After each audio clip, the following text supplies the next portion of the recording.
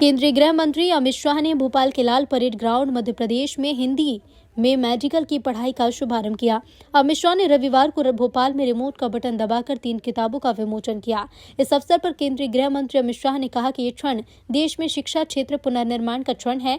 सबसे पहले मेडिकल की शिक्षा हिंदी में शुरू कर शिवराज सिंह ने मोदी जी की इच्छा पूरी की। देश भर में 8 भाषाओं में पढ़ाई शुरू होगी। मेडिकल इंजीनियरिंग में जो मातृभाषा के समर्थक हैं उनके लिए आज का दिन बहुत महत्वपूर्ण है। अब हमें अपनी भाषा में शिक्षा मिलेगी। मध्य प्रदेश का चुनाव जब हो रहा था, घोषणा पत्र के भीतर ये जिक्र था।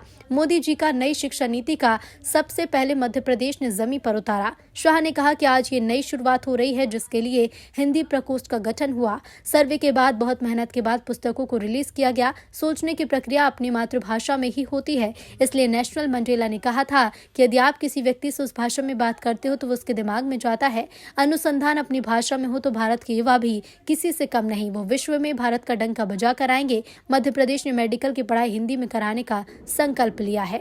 उन्होंने अपनी भाषा में पढ़ाकर ब्रेन ड्रेन थ्योरी को आगे बढ़ा। अब Modi ji brain drain theory को ब्रेन गेन थ्योरी में बदल रहे हैं। आपका दिमाग इस देश के लिए है, पूरे विश्व के लिए है, और इसका उपयोग अपनी मातृभाषा में कर आपकी चिंतन की क्षमता को, आपकी तर्क की क्षमता को, अनुसंधान की क्षमता को हम आगे बढ़ाएंगे। गांधी जी ने भी कहा था, सिर्फ आजादी से कुछ नहीं होगा।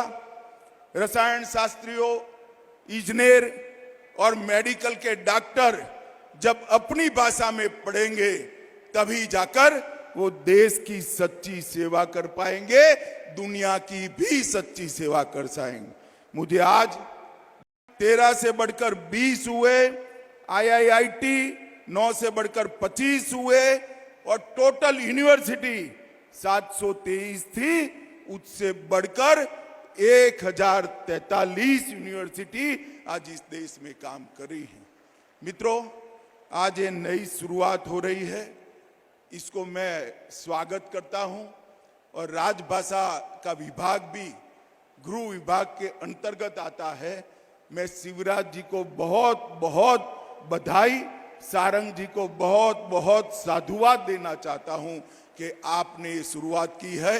और मोदी जी ने जो नई शिक्षा नीति लेकर आए हैं, हमारी भाषाओं के गौरव को प्रस्थापित करने के लिए, और हमारी भाषा में ही टेक्निकल, मेडिकल और कानून की पढ़ाई हो, इस प्रकार की व्यवस्था पूरे देश में खड़ी करने का जो संकल्प उन्होंने लिया है, मुझे विश्वास है कि पूरे देश में इससे एक बार क्षमता की क्रांति आने वाली है।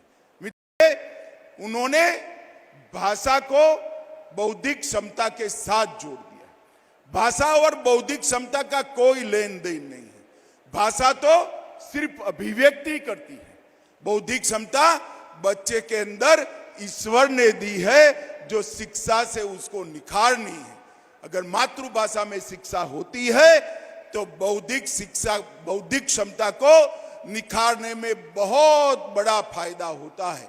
आज मध्य प्रदेश के ढेर सारे विद्यार्थियों को अपनी भाषा में मेडिकल, और 6 माह बाद अपनी भाषा में पॉलिटेक्निक और इंजीनियरिंग की पढ़ाई लिखाई करने का मौका मिलेगा। मैं सभी विद्यार्थियों को बहुत बहुत शुभकामनाएं देता हूं, और मुझे पूरा भरोसा है कि आज जो शुरुआत हुई है, इससे अनुसंधान के क्षेत्र में भारत विश्व में बहुत आगे जाएगा। हमारे बच्चों की भी क्षमता अनुसंधान के क्षेत्र के अंदर अपनी स्वभाषा के कारण अनेक गुना बढ़ेगी, और विश्व को इसका परिचय